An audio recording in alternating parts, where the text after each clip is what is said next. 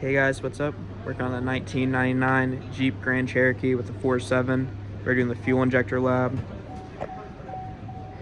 Here are all the fuel injectors. I already have the first one unplugged for bank 1. And here is bank 2. And this is a multi-port fuel injector. Alright, we're going to be doing the resistance test on the injector. Should be around 12 ohms. And now Kent is going to see if that is correct. Come on over here. Let's get her in there, bro. Alright, we're right here. We're at our injector and we've got 2 terminals right there. And to do an ohm reading, we're just going to put one on each of them. And we should get a reading of 12 ohms. There she is. Action. Alright, so right now we're testing the fuel pressure on this Jeep, obviously because it's not running at 0 psi. And what all data says for idle is that it should be at 49.2 psi. So when Connor starts it up, we should see it go to that.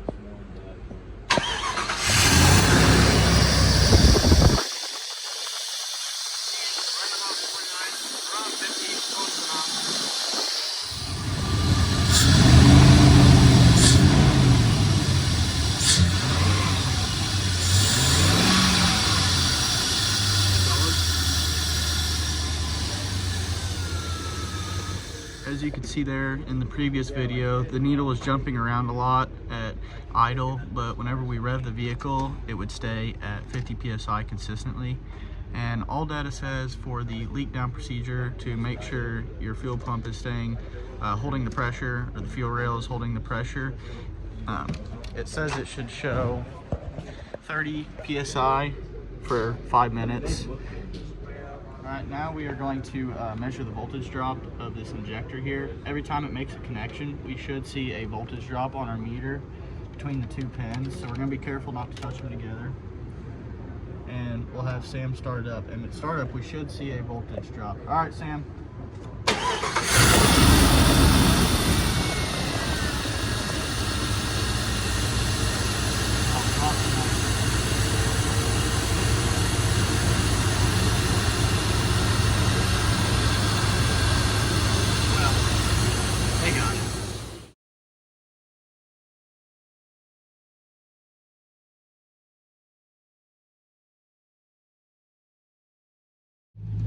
Here we have a multi-port injection system. As you can see, each cylinder has its own injector.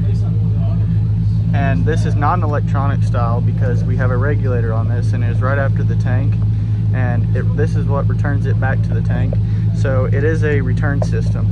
And I'm going to take you over to Sam and he's going to show you where it's at. There you go, Sam. Thank you. Yep. So, I can find it. So right there is our fuel regulator, that big tube thing, which is right behind the fuel filter, and that returns it to the tank. Alright team, what's up? I got the scan tool hooked up and we have selected the injector pulse width for bank 1 and bank 2. We're going to do a little experiment here. I'm going to blip the throttle and we're going to see the values change and we're going to see what happens.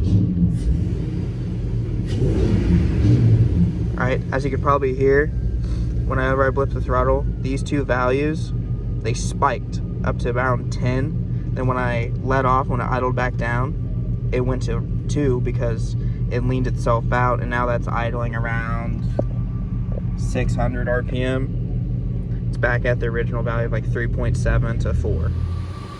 Alright, we're looking at the picoscope today. As you can see, we'll show you what wires we have connected. So, right now we have the green wire. It is hooked up to our amp clamp, which is clamped right around the green wire. And then we also have this red wire, red channel, which is hooked to our injector. Okay? Back plugged into it. And as you can see our picoscope reading on here, we paused it and we zoomed in to get a bigger picture for you. And so the red right now at this top, that means it is off. The injector is off.